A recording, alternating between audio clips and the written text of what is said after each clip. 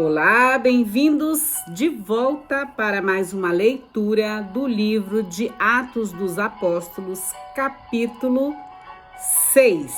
Capítulo 6. Eu sou Francisca Grenza e apresento para vocês o canal Bíblia com Francisca. Estamos nesta maratona, nesta maratona de ler capítulo por capítulo do livro de Atos dos Apóstolos. Eu vou começar com vocês hoje. Hoje é dia 9 de abril de 2025, horário de Brasília, 12 horas. Olha, horário cheio, hora cheia, né? Olha só, eu também quero indicar para vocês que estão na academia, para vocês que estão estudando teologia, primeiro, segundo, terceiro ano, sei lá, de teologia nas faculdades, eu indico aqui para vocês este livro aqui, Novo Testamento.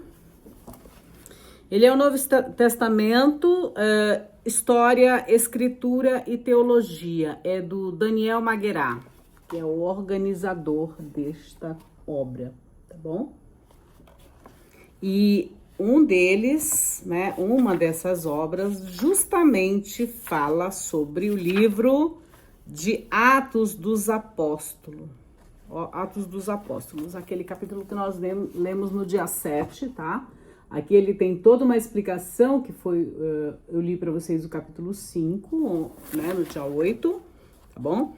E aí ele explica aqui, por exemplo, o livro dos Atos dos Apóstolos é o único em seu gênero no Novo Testamento.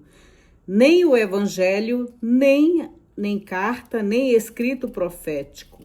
Esse escrito conta com o desenvolvimento da primeira cristandade no mundo após a morte e a ressurreição de Jesus. Escrever uma história dos apóstolos depois da história de Jesus é um gesto único na antiguidade cristã. Ninguém o fizera antes de Lucas e ninguém o repetirá depois dele. Mas essa novidade literária traduz uma mudança de paradigma teológico. O agir de Cristo prossegue por intermédio de suas testemunhas e deve ser contado com uma continuação do Evangelho, ou seja, da Boa Nova, tá? A decisão teológica é de peso considerável, visto que a revelação não se limita mais à vida de Jesus, mas engloba, doravante, a história das testemunhas, com os Atos dos Apóstolos, e o Evangelho faz história. Esse livro é uma continuação do Evangelho segundo Lucas, tá, gente? Então, olha só, deixa eu ver aqui o que mais que ele tem aqui. E aqui, por exemplo, tá bom. É só isso mesmo, olha só, nesse capítulo 5 deles, ele escreve justamente a respeito de Atos dos Apóstolos. Então, mais uma vez aqui para vocês, Novo Testamento, História, Escritura e Teologia, do Daniel Maguerá, é das edições Loyola, tá? Então, tá aí uma bibliografia maravilhosa para todos aqueles que querem se aprofundar no Novo Testamento e, de um modo muito especial, neste momento, o livro de Atos dos Apóstolos, tá bom? Então, vamos lá. A escolha dos 7. Vejam como o número 7 está sempre presente nas narrativas bíblicas, né? E aqui eu vou até mostrar para vocês um protótipo do meu estudo sobre os 7 dias, né? 7 dias, meditando com Gênesis 1 e Gênesis 2, 3. Falta um pouquinho só, só falta acrescentar umas fotografias e logo vocês estarão saboreando esse estudo meditando com esse estudo, aprendendo com esse estudo e já antecipo para vocês. Procurem as suas Bíblias, se tiver empoeirado em alguma estante que vocês tenham, que está na casa da vovó ou da mamãe, sei lá, de repente você casou e deixou sua Bíblia lá na casa da sua mãe, tinha uma Bíblia antiga, enfim, não importa qual Bíblia você vai utilizar. Porque o conteúdo, o sentido de Gênesis vai além das traduções. Existem traduções atuais, maravilhosas, existem, gente, mas o que realmente Gênesis quer nos falar? Então, olha só, em 7 dias você vai acompanhar essa leitura, você vai fazer alguns exercícios, você vai fazer exercícios de observação, de contemplação, de sentir, né, a presença de Deus na natureza, juntamente ver a criação com os animais, as diversidades de animais, os diversos animais, né? Os animais marinhos, os animais terrestres, os animais aves, tudo isso, como que Deus criou, né? Então, nesses 7 dias, para vocês verem como o número 7 é muito importante para a Bíblia e nas narrativas bíblicas, e representa também o desfrute, o Shabat, o 7º dia, né? A perfeição, né? Então vamos lá, olha só, a escolha dos 7. Naqueles dias, pensei que eu não estivesse gravando, gente, que às vezes acontece, tá? Aqui é tudo bem orgânico, então vocês já sabem. Aliás, vocês já sabem como é que funciona aqui o canal e como eu funciono. Tem dias que eu tô bem animadinha, bem legal e tal. Tem dias que eu não tô legal, mas assim mesmo eu trabalho, sim. E vocês já conhecem um pouco da minha rotina, das minhas coisas, né? Então, somos aqui uma família digital, mas que sim, vocês sentem a energia quando tá legal, quando não tá tão legal, enfim, vocês sabem. Então vamos lá. Naqueles dias, como o número dos discípulos aumentasse, surgiu uma murmuração dos helenistas.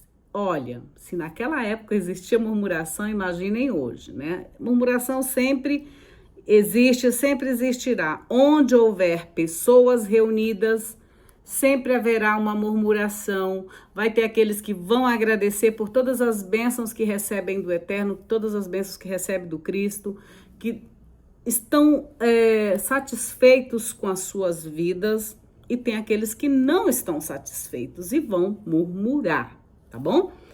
Seja por causa do líder religioso, seja por causa do líder político, seja por causa do líder familiar ou da líder, enfim, tá? Então, existem todas as pessoas neste mundo, tá bom?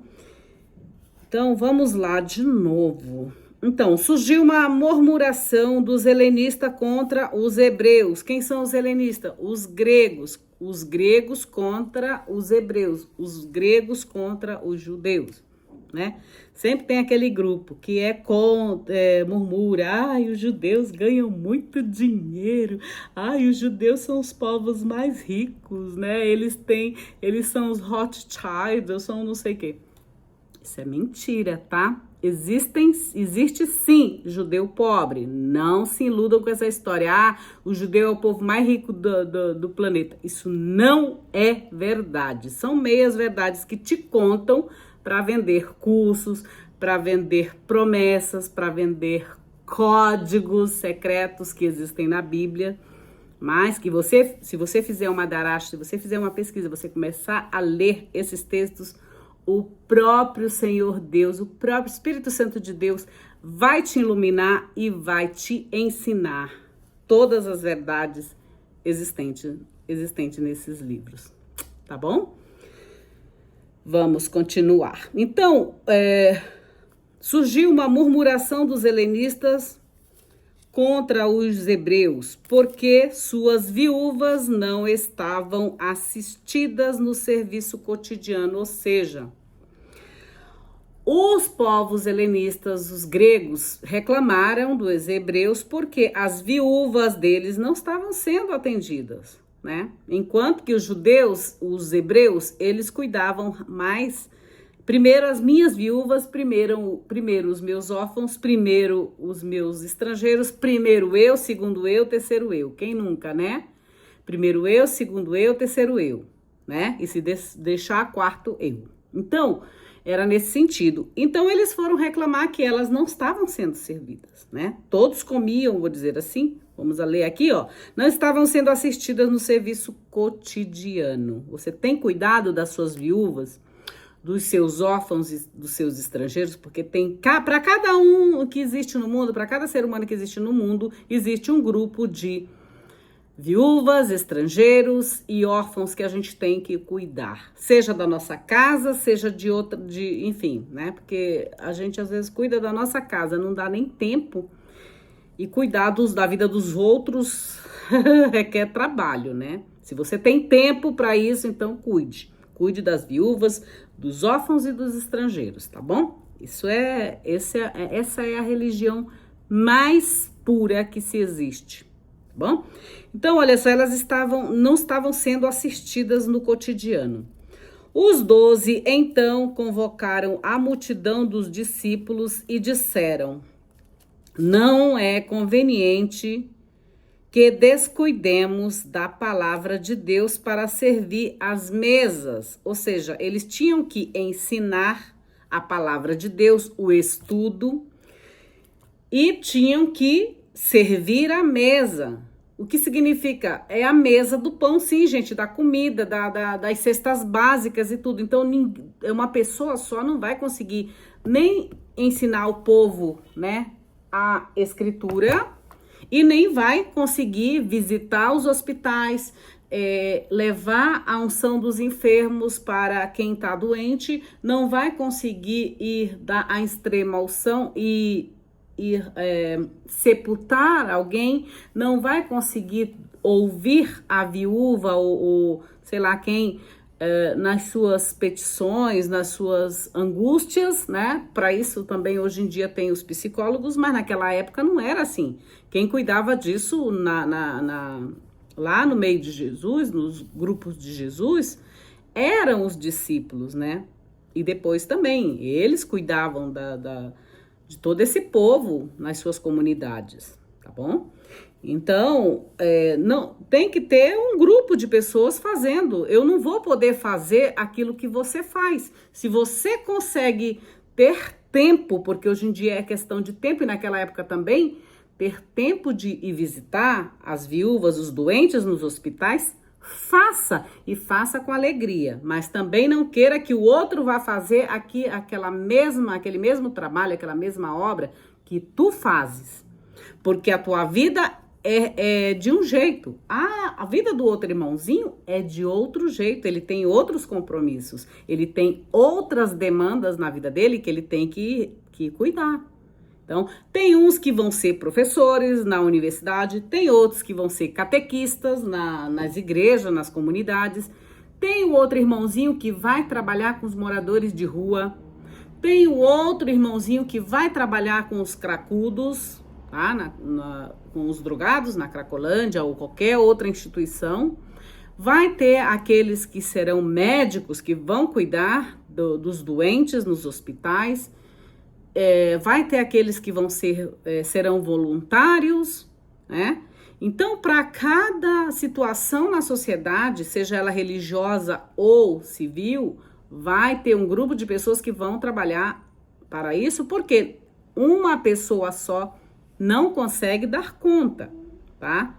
Assim como uma mãe que tem filhos, seja filhos pequenos, bebezinhos, filhos menorzinhos ou adolescentes, essas mães elas têm que estarem voltadas, vigiando todo o tempo, cuidando da sua casa, do seu reino, observando os seus filhos, o crescimento desses seus filhos, com quem eles andam, o que eles estão fazendo, o que eles consomem e tudo isso, tá? Agora, que tem mães que não conseguem fazer isso porque deixaram as suas casas, que é um trabalhar em casa é um trabalho árduo também. deixaram as suas casas, os seus filhos com as babás, com as empregadas e foram lá ganhar o seu dinheiro, né? Por N razões. Então, quer dizer, os seus filhos são, a educação dos seus filhos, ela é terceirizada para outras pessoas. E se aqueles valores que aquelas pessoas que vivem na sua casa, que trabalham para você, não forem igual aos seus valores? Como você... Olha o risco que você está correndo, né? Então, a gente tem que ter muita atenção. Então, cada pessoa tem uma demanda para realizar aqui neste planeta, nesta vida, tá bom? Algumas mães vão cuidar das suas casas, vão cuidar da alimentação dos seus filhos, o que eles estão comendo, isso é muito importante, a nutrição, né? A educação, ajudar nas lições, às vezes algumas ajudam, outras contratam profissionais para ajudá-las, entendeu? Então, cada pessoa tem uma demanda e aqui não era diferente, olha só. Os 12 então convocaram a multidão dos discípulos e disseram, não é conveniente que cuidemos da palavra de Deus, ou seja, não é conveniente que eu cuide da palavra de Deus, ou que o sacerdote cuide da palavra de Deus, e não tenha alguém para cuidar das outras coisas, organizar a igreja, limpar, varrer, organizar, todas essas coisas, ou montar a mesa das refeições, porque isso existe, tá? Então, não é conveniente que descuidemos da palavra de Deus para servir às mesas. Irmãos, escolhei dentre vós 7 homens de boa reputação, para cuidar das mesas das viúvas, dos estrangeiros e dos órfãos, e também da mesa da palavra de Deus. É necessário que a pessoa tenha uma boa reputação. Não adianta eu chegar lá, ficar falando de Deus, dos salmos, da Torá, todo assim, imponente, com uma boa oratória e tal, mas chego em casa, eu chuto sim o cachorro, eu maltrato a minha família, eu cobro dela aquilo que eu não cobro de mim, ou então eu estou visitando os inferninhos por aí, quando eu saio do meu trabalho, né? Eu passo lá na Afrodite Privé, né?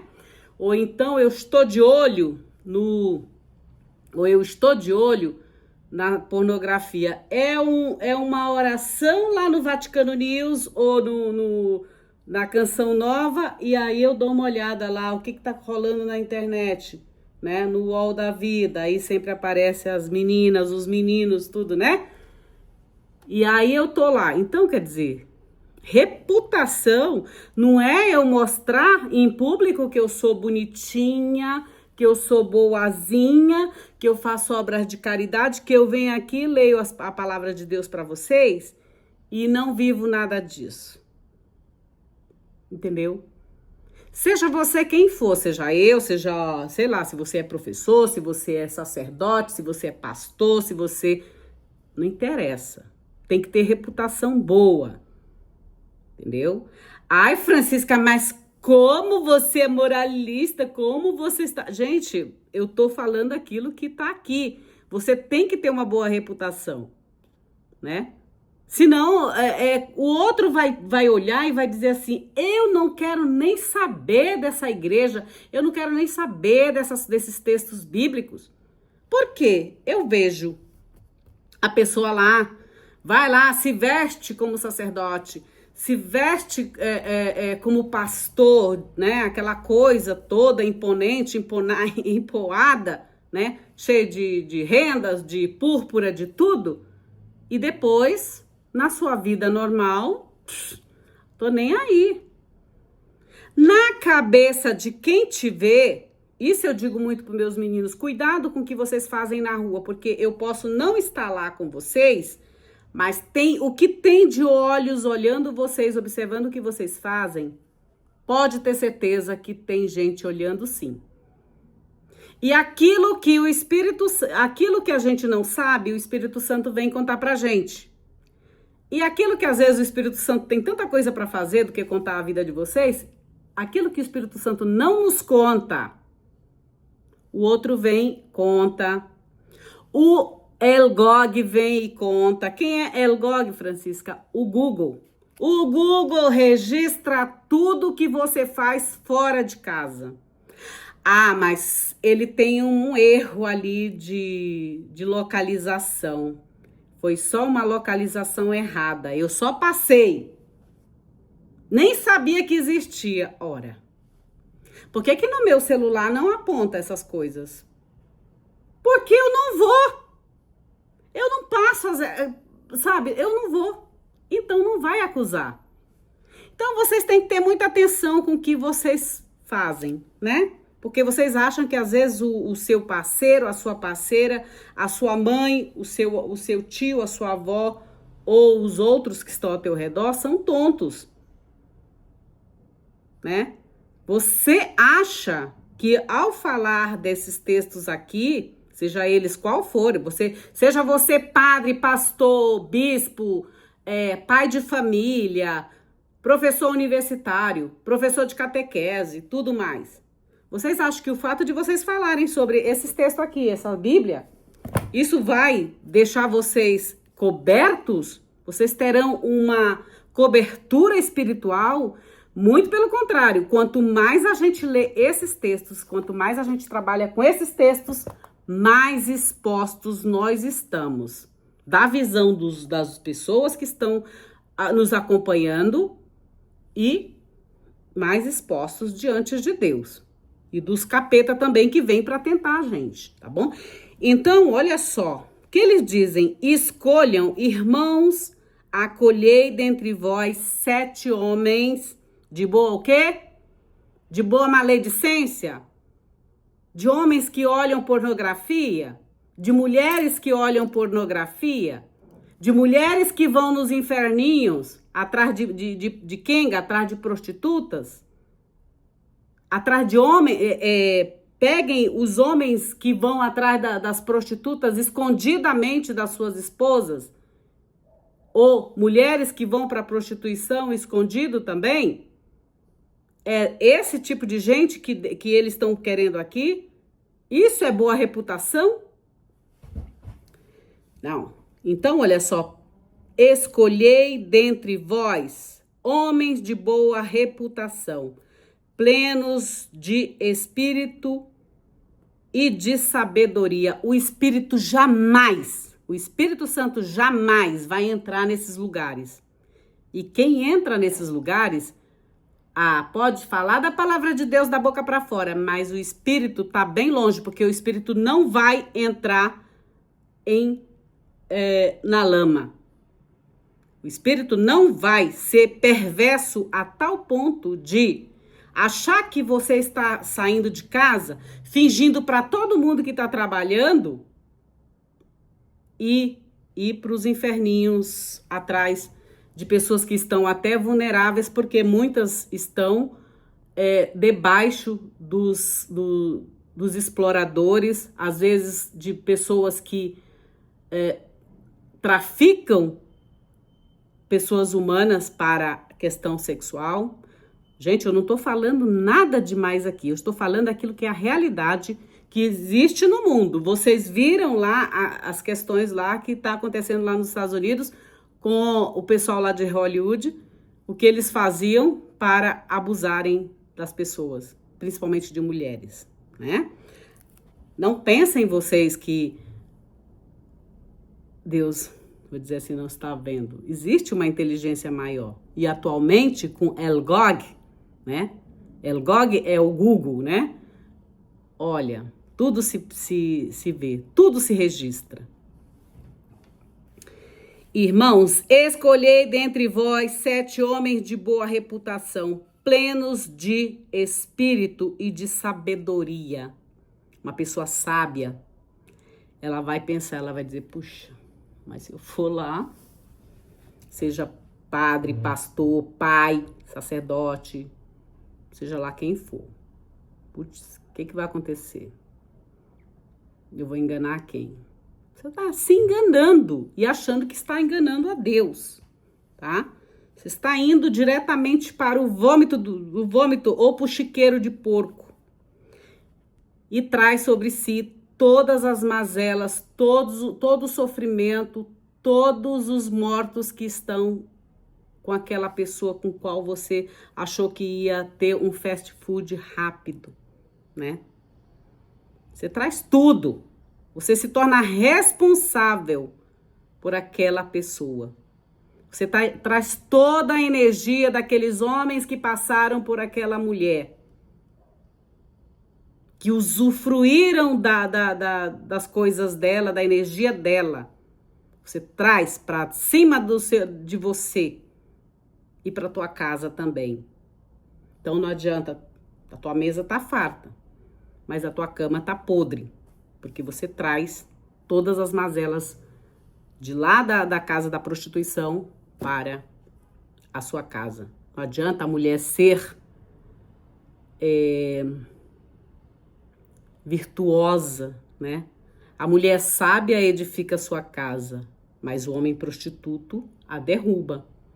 Tem muitos homens que derrubam casamentos de 30, 60 anos só por causa das suas corridinhas fast foods por aí.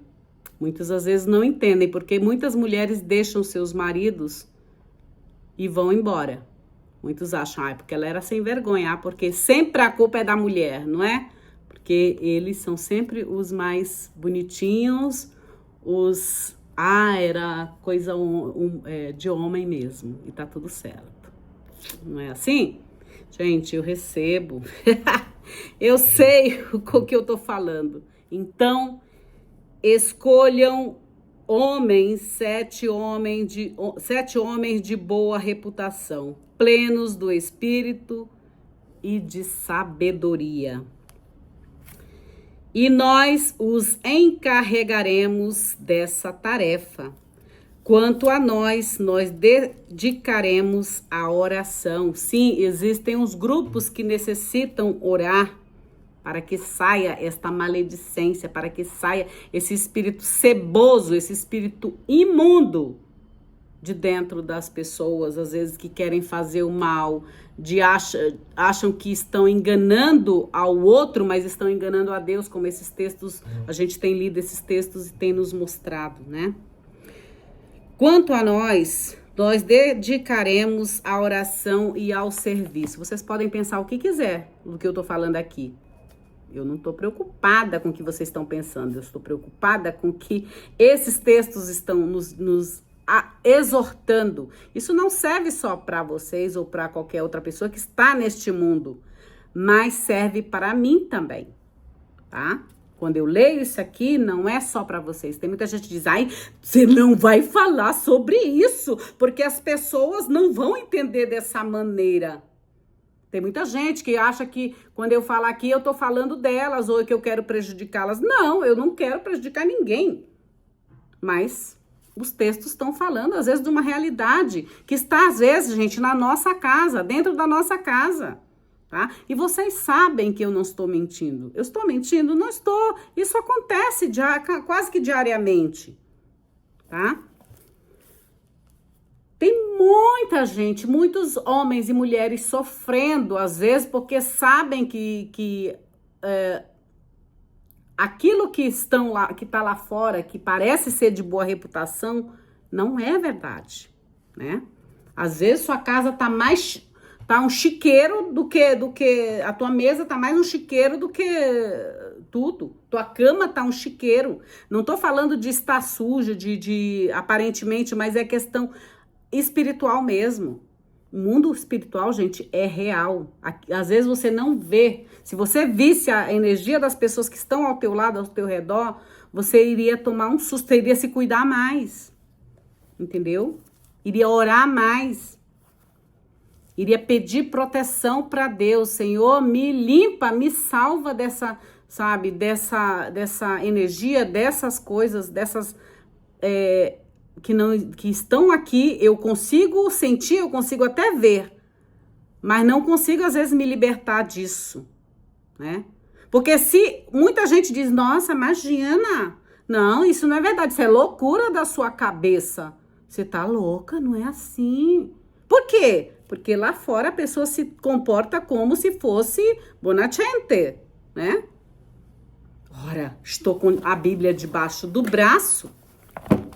Eu estou falando sobre o eterno, sobre a palavra de Deus, sobre Jesus, o Novo Testamento, sobre Moisés. Mas é só para eu ganhar o dinheiro para sustentar a minha família, para comprar o carro da minha mulher, para comprar, manter o condomínio em ordem, para comprar as joias, para comprar as roupas, enfim. Gente, a gente tem que parar de enganar-nos, de nos enganar. Nós estamos mentindo para quem? Para Deus? É para Deus que nós estamos mentindo, porque a aliança que a gente faz nesta vida, de vir para cá, é para com Deus, para que sejamos um ser humano melhor. Melhor para quem? Melhor do que o vizinho, melhor do que a amiga? Não, melhor para nós mesmos. Então, olha só, quanto a nós dedicaremos à oração e ao serviço da palavra. A proposta agradou a toda a multidão e escolheram Estevão, homem pleno de fé e do Espírito Santo. Eles escolheram quem? Estevão, homem cheio de fé e do Espírito Santo. Mas saibam que lá na frente este homem será morto apenas por ele ser quem ele é. Ele ter a coragem, a intrepidez de falar aquilo que ele via de errado dentro da sua própria comunidade. E isso pode acontecer comigo também. Vocês acham que eu não sou ameaçada todos os dias? Eu sou. Mas eu vivo na fé e no Espírito Santo de Deus, tá? Filipe, Procoro, Nicanor, Timon, Parmenas e Nicolau, prosélito antioqueno, eles os apresentaram aos apóstolos que, depois de orar, lhes impuseram as mãos, tá? Depois de orar, eles lhes impuseram as mãos.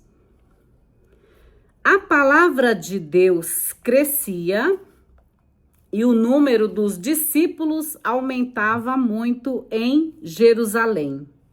Também um grande grupo de sacerdotes abraçavam a fé. Eu sei que muitos de vocês devem estar perguntando, mas como ela sabe esse nome? Gente, os celulares do povo indicam as coisas, tá? Então, olha só, também um grande grupo de sacerdotes abraçavam a fé. Estevão, pleno de graça e de poder, fazia grandes prodígios e sinais entre o povo. Apresentaram-se alguns da sinagoga chamada dos libertos.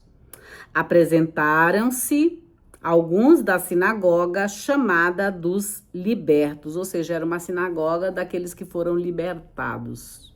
Vamos saber do que, né? Sirineus e alexandrinos, ou seja, o povo de Cirene e de Alexandria, tá? Assim como alguns da Cilícia e da Ásia, e discutiam com Estevão, mas não podiam resistir à sabedoria e ao espírito com que ele falava. Instigaram, então, alguns homens para dizer: nós o ouvimos falar palavras blasfemas contra Moisés e contra Deus. Vocês acham que aqui não vai ter gente dizendo: nossa, a Francisca, esposa do professor, falou um monte de coisa. Será que era sobre ele que ela estava falando? Eu tô nem aí o que vocês vão pensar. Nossa, mas isso como é que se diz? Isso é calúnia? É difamação? É acusação? Eu não tô nem aí pro que vocês vão falar.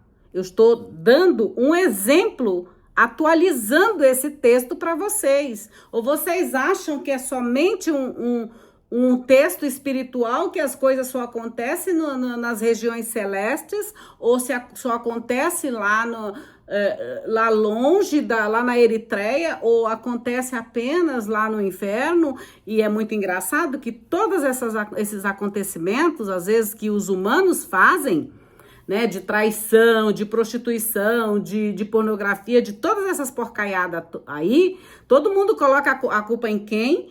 No Satanás. Ai, foi Satanás que veio e me tentou. Ai, foi o diabo que veio e me tentou. Né? A conta sempre vai para eles. Ou então vai para aquela, ah, foi ela quem me tentou. Ah, foi ele quem me tentou. Eu tô falando isso porque existem casais de todo tipo, tá, gente? Então, ah, foi a situação. Não, a minha mulher engravidou e ela tava grávida, então, aí eu caí na bobagem, né? Então, para mim era eu fiquei carente, enfim, você entendeu? Principalmente quando as mulheres estão grávidas, olha, o que tem de homem, né? E quando sai do trabalho, né? Geralmente eles aprontam quando eles estão justamente a caminho do trabalho, né? Ou então quando sai pro almoço, não é isso? Então, porque não estão dentro de casa, né? Não é final de semana, então é mais ou menos isso. Aí vocês vão dizer, mas como que você está falando disso? De quem você está falando? Eu estou falando do texto, mas eu estou atualizando ele para os nossos dias, né? Dos nossos dias, gente, tá? E não venham me dizer que isso não acontece na casa de vocês. Ai, mas eu sou muito santo, sou muito kadosh, sou muito fiel, sou muito... sabe, seja para homem, seja para mulher, ou seja para menino, menines, ou seja lá o que for, né? Sabe, então, é disso que eu estou falando, gente. Eu estou atualizando esses textos. Quando eles falam, escolham homens de boa reputação. Por quê? Porque o povo que está lá, indo nas comunidades, primeira coisa que eles vão olhar é se o padre é coerente, se a bispa é coerente, a pastora é coerente, a professora é coerente, o professor é coerente. Naquilo que ele está falando, não adianta eu falar que eu não vou poluir o meio ambiente, mas você polui o meio ambiente com outras coisas, com outras maldades? Então eu prefiro alguém que polui o meio ambiente, que usa carro, usa não sei o quê, do que alguém que anda a pé, mas aquele pé leva para a sepultura. É isso, gente. Isso serve para todos nós. Todos nós temos vários dias, todos os dias nós acordamos e podemos escolher ou fazer o bem ou fazer o mal, tá? Ou comer comida boa, se nutrir com comida boa ou se nutrir com comida estragada. Isso é fato. Então, olha só, podiam resistir, aliás, eles, né, esses homens da Cilícia e da Ásia, discutiam com Estevão, mas não podiam resistir à sabedoria e ao espírito com que ele falava. Eu espero que seja o Espírito Santo que esteja aqui falando diante de vocês, tanto para mim quanto para vocês. Porque eu sei que essas palavras que eu tô falando aqui, elas são palavras duras. E eu sei que tá mexendo com muita gente. Tem muita gente que vai me odiar. Por que que você tá falando assim? Você não deve falar assim. Você não pode falar assim. Você não tem autoridade para falar assim. Você não é ordenada. Você não é isso. Você é mulher para falar desse jeito. Como que você fala assim? Porque não vai ter ninguém para falar. Dificilmente alguém que está nas universidades católicas, protestantes, seja lá o que for, vai falar do jeito que eu estou falando aqui para vocês acordarem. Dificilmente. Por quê? Porque eles estão presos a uma instituição, a umas regras, a coisas que nem é para falar sobre algumas coisas bíblicas. Nem é para falar. Porque senão o povo vai despertar rapidamente. Tá? Mas não podiam resistir à sabedoria e ao espírito com que ele falava.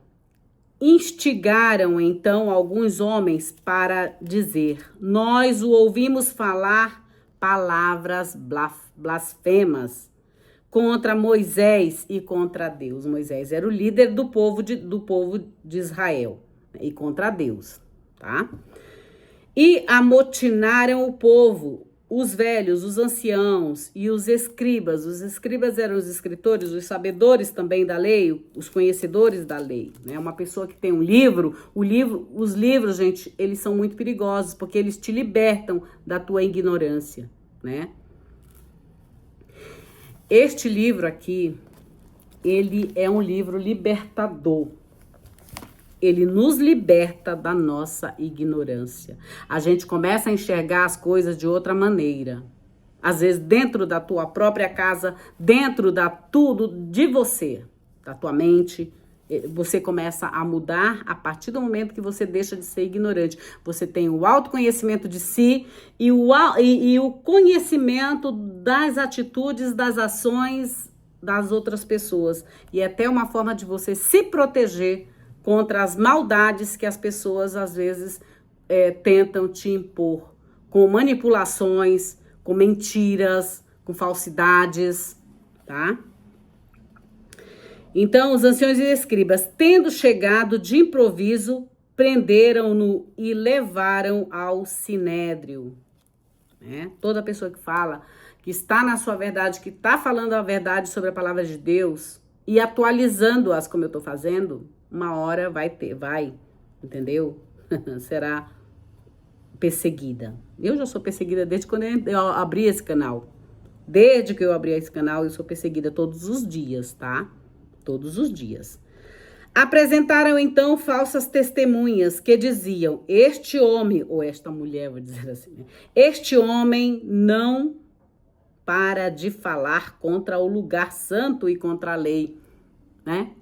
Esta mulher, Francisca Grenza, não para de falar contra o lugar santo e contra a lei. A lei do quê? A lei de Deus.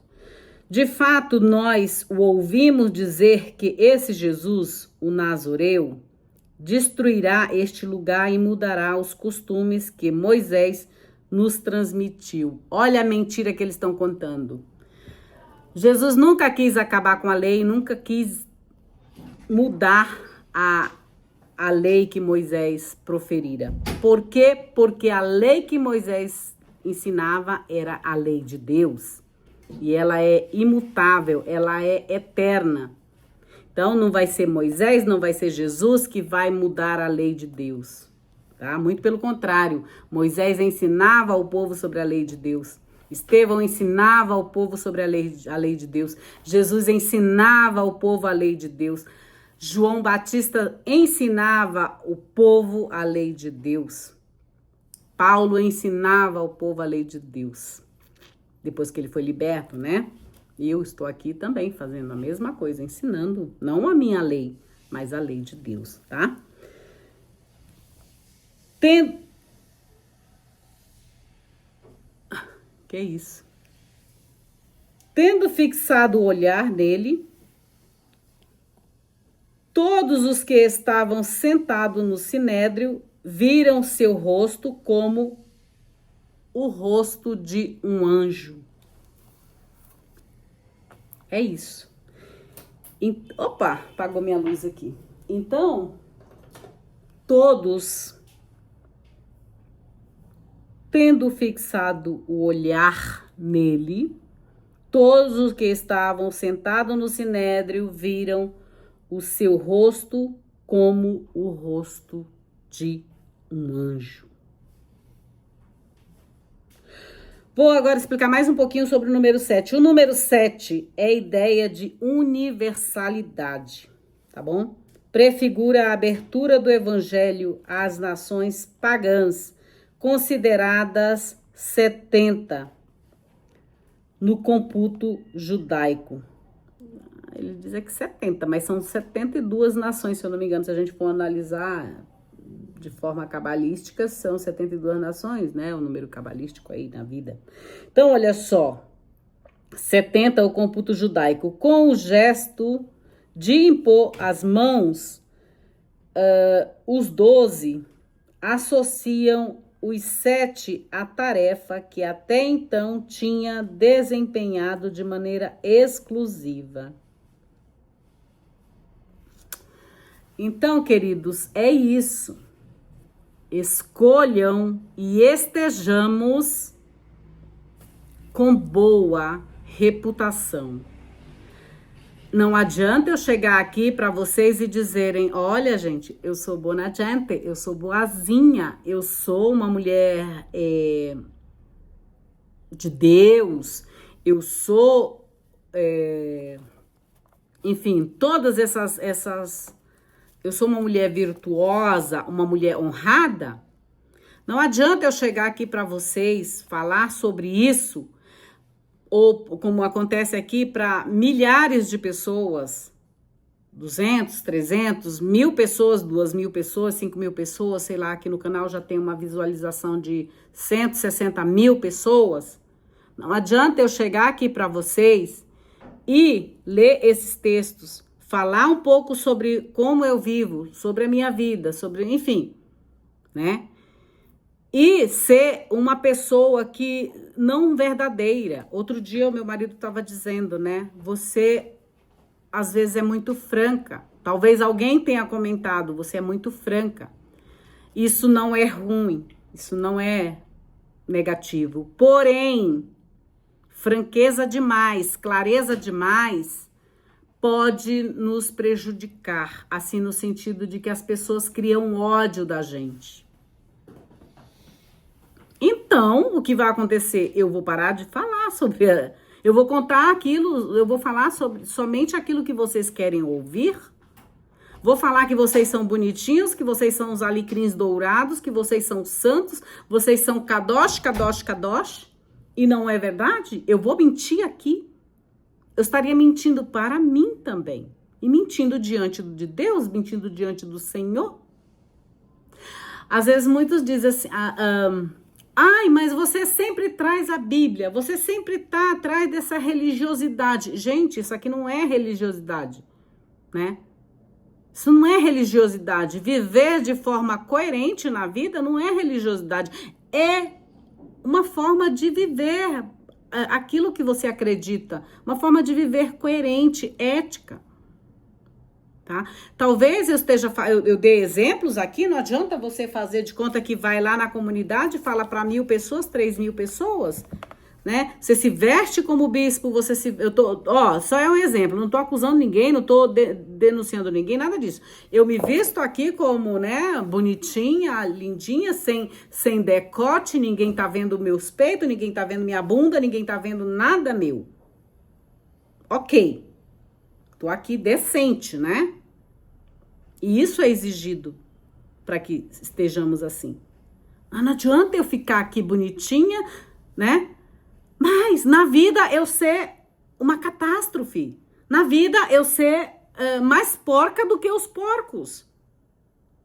Enganar, trair, maldizer as pessoas. Não adianta eu vir falar sobre esse evangelho, falar sobre a prática dos apóstolos, falar sobre aquilo que é bom neles e eu não viver isso. Não adianta, de nada adianta. Porque eu estaria enganando a mim e a Deus, eu estaria fazendo exatamente o que fez no capítulo 5, Ananias e Safira, né? Diante dos homens, eu sou, linda, maravilhosa, estudiosa, uma boa dona de casa, uma boa mãe, uma boa mulher, uma boa pessoa, uma mãe que sabe fazer uma mesa posta, como direitinho, com os talheres corretos, sei servir o vinho na taça correta, mas de verdade... Tudo de aparência? Tudo de aparência? Viver de aparência? Ou então eu ando que nem um mendigo? Uma mendiga? Mas a minha, assim, para dizer que eu sou humilde e de verdade eu não sou?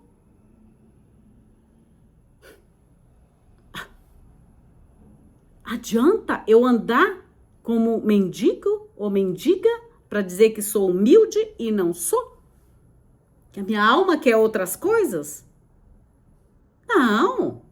A gente tem que ser coerente, a gente tem que viver, não importa se as pessoas vão te aceitar ou não, não importa. Você vivendo a sua coerência, você vivendo a sua verdade diante de Deus, acabou. Acabou. Porque quando você está com a verdade, Deus está sempre ali te mostrando o caminho correto. Quando você começa a mentir, o teu semblante é carregado. O teu semblante torna-se pesado. Eu não estou falando de peso, de gordura, de adiposidade, não, gente. Eu estou falando de peso, de carregar algo que, às vezes, são mortos que você carrega ali, de sofrimentos que você impôs à vida dos outros. Vou de novo retornar à questão dos homens e das mulheres que vão nas casas de prostituição. Vocês estão colocando em cima de vocês cadáveres. Cadáveres. Cadáveres cheios de sofrimentos, porque vocês vão pegar a energia daquelas mulheres e vocês colocam sobre si, sobre as suas famílias, sobre a sua geração, os sofrimentos que elas trazem, os sofrimentos que outros impunham a elas. Ai, Francisca, mas tem mulheres que gostam. Ok, isso é outra questão, mas a maioria, eu duvido, eu duvido, se pudessem escolher viver uma vida diferente, elas viveriam. Eu digo isso porque, como teóloga, eu já escutei muitas mulheres que vivem sim nessa situação. E elas dizem, se eu pudesse, eu mudaria hoje, se eu encontrasse, só que a sociedade não aceita. O homem que eu for casar com ele vai sempre lembrar desta minha vida, então por isso eu não saí. Às vezes o meu pai e minha mãe nem sabem que eu estou fazendo esse tipo de trabalho.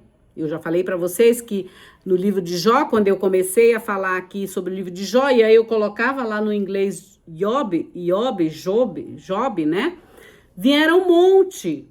Mas com interesse, não porque eles achavam que era o livro de Jó, mas porque eles achavam que eram as garotas do Job fazendo alguma coisa aqui, então chegavam e se deparavam com o livro de Jó.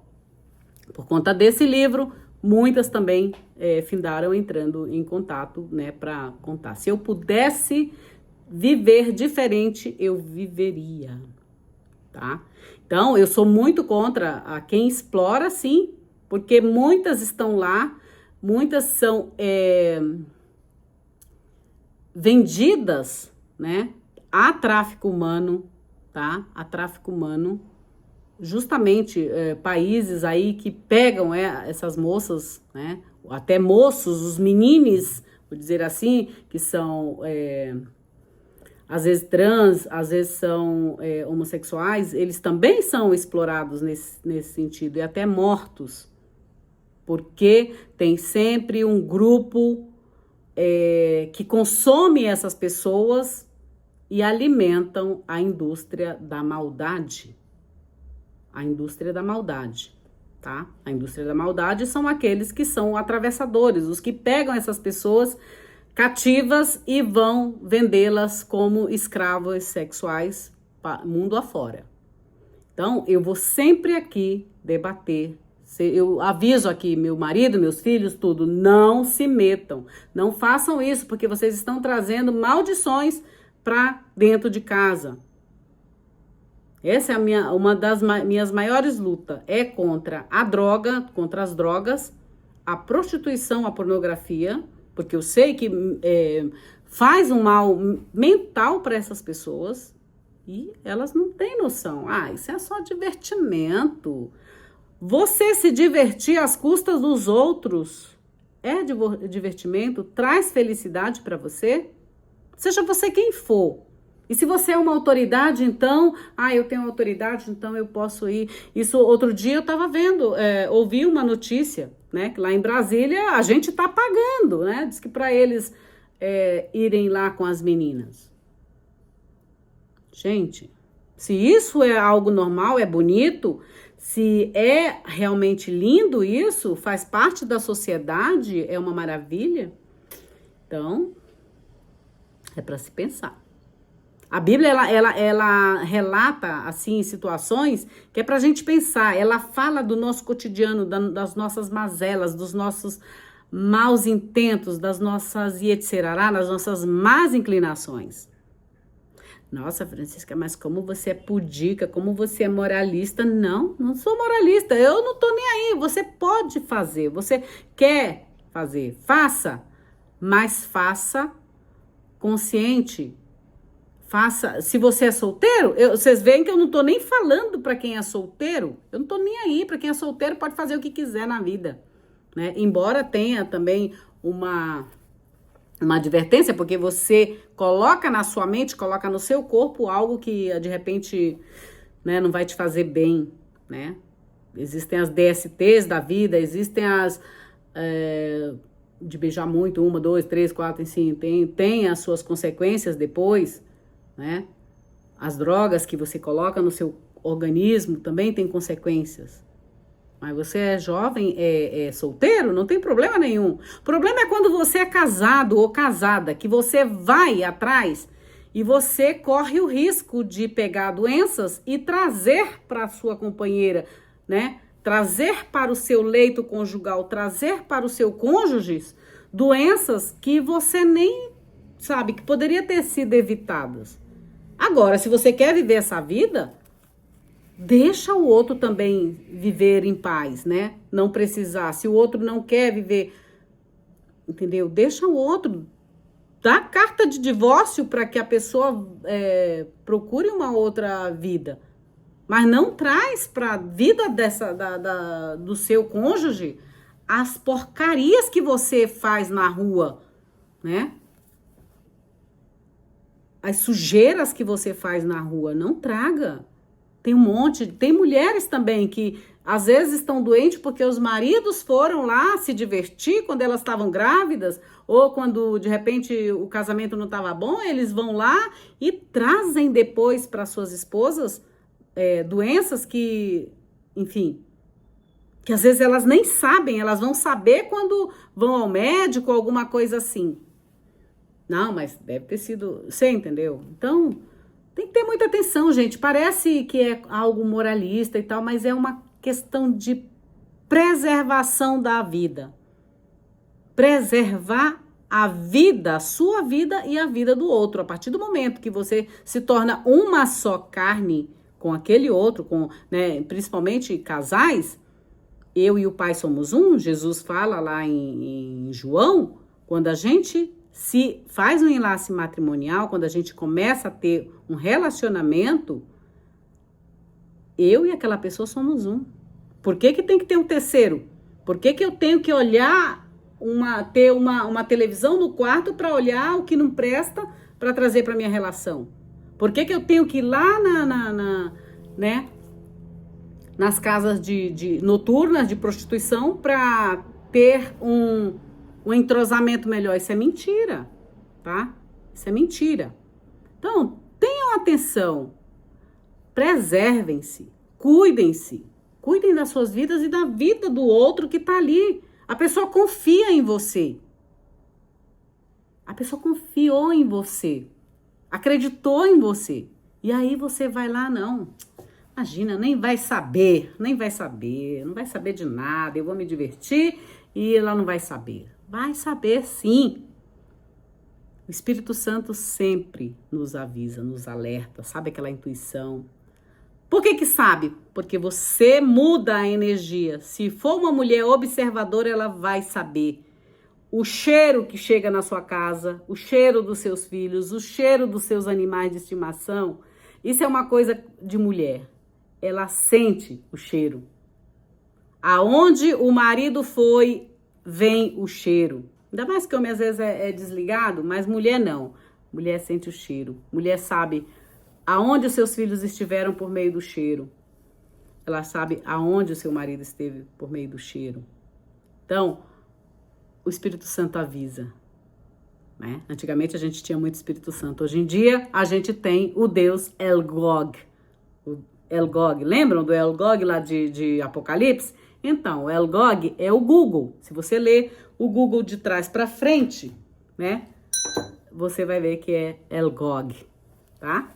Então, o Google sempre avisa e dá a localização certinha. Se não fosse por isso, a polícia, geralmente quando vai pegar um bandido, um criminoso, eles usam a localização certeira. Outro dia eu entrei aqui no meu apartamento, peguei a localização e lá mostra que a gente está dentro do apartamento. Então, não tentem enganar suas esposas ou sei lá, a sua namorada, que você estava num canto e você não estava. Porque tem uma margem de erro. Mas se está lá apontando, é porque em algum momento da sua vida você esteve sim no lugar. Então fiquem muito espertos, não. Sejam pessoas honestas, pessoas de boa reputação.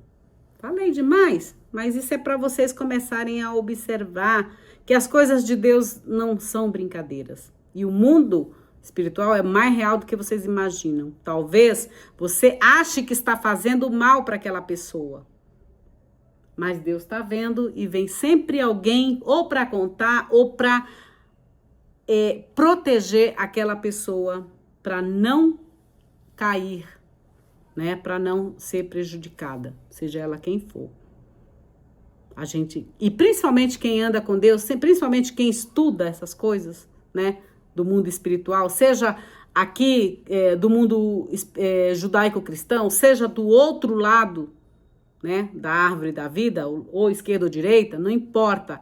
Todos eles vêm e nos ajudam a descobrir quem quer nos prejudicar e para que a gente tome cuidado, para que a gente se proteger, às vezes, do mal que está dentro da nossa própria casa. Jesus diz: os inimigos de vocês estão dentro das suas próprias casas. Então, muita atenção. Para você que não é inscrito no meu canal, se inscreva. Aciona o sininho das notificações e vem participar desta comunidade digital que cresce a cada dia. Sim, foi um devocional. Como a Milena fala, eu tenho uma inscrita aqui que ela é maravilhosa. Ela diz assim: olha, eu tô escutando a parte devocional, isso me encanta muito, isso eu gosto, não sei o quê. De Jó, ela escutou bastante, ela estava quase tendo o bebezinho dela, então ela escutou bastante. Eu te agradeço, viu, Milena? E agradeço também pelo retorno, né, que vocês me dão. Eu sei que muita gente pode ouvir o que eu falo de uma forma, né? Outros vão acolher de uma forma a ficarem atentos às suas próprias vidas, a cuidarem das suas vidas, né? Mas outros eu sei que não vão gostar e eu não posso fazer nada. Eu falo aquilo que às vezes acontece na minha vida real, gente, para vocês, tá? Vocês sabem que eu sou transparente, né? Como eu falei, meu marido diz que eu sou franca demais e às vezes isso causa raiva nas pessoas. O que eu posso fazer? Eu sou assim, eu não posso dizer que eu sou uma coisa sem eu ser. Ou eu vivo aquilo ou eu não vivo. Tá? Eu sei que muita gente aí que me conhecia no passado, ou que esteve na minha presença, devem estar um pouco até assustados. Nossa, mas eu não imaginava que a Francisca era desse jeito. Não, eu sou assim mesmo. É que você não tinha esse olhar mais atento, né? Eu não tinha como falar, né? Em todos os lugares que a gente, né? Nem tem tempo, mas aqui não, aqui vocês sabem que eu falo e me mostro do jeito que eu sou, tá? Vocês vão me ver chorar, vão me ver feliz, vão me ver feliz, vão me ver encantada com as coisas de Deus, vão me ver encantada, mas tem horas também que a gente não está totalmente 100%, e isso faz parte da vida. A gente só vai estar 100% feliz quando estivermos realmente face a face com o nosso Criador.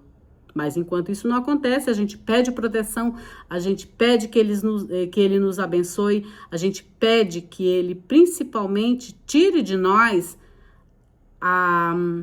as nossas más inclinações e que a gente não faça com os outros aquilo que os outros fazem conosco. Se você encontra traição na sua vida, que você não faça isso, né? Que você não entre no mesmo nível que as pessoas têm para com você, né? Que as pessoas façam maldade com você, mas você não vai ser maldoso e fazer a mesma coisa com aquelas pessoas, né? Que aí você usaria a questão da vingança, e a vingança não pertence a nós, pertence a Deus. Acredite, por mais que as pessoas tentam te prejudicar, e você acha que está sendo injustiçado, que as pessoas estão te fazendo mal, e elas não estão recebendo por isso, acredite, as pessoas recebem sim, e recebem aqui, tá? Não se iludam, não se iludam. O mundo, Deus é justo. Então, se uma folha cai aqui em São Paulo, lá no Japão é sentido, pode demorar, mas a colheita pode ter certeza que alguém vai juntar aquela folha do chão que caiu aqui em São Paulo, lá no Japão, tá bom? Então, muito atentos. Que sejamos pessoas humanas de boa reputação. Tá bom? Fiquem com Deus, em Deus, para Deus. Fiquem na bênção de Deus e celebre aquilo que realmente importa, que é a vida de cada um de vocês e que possamos viver com coerência. Tá bom? Tchau, tchau.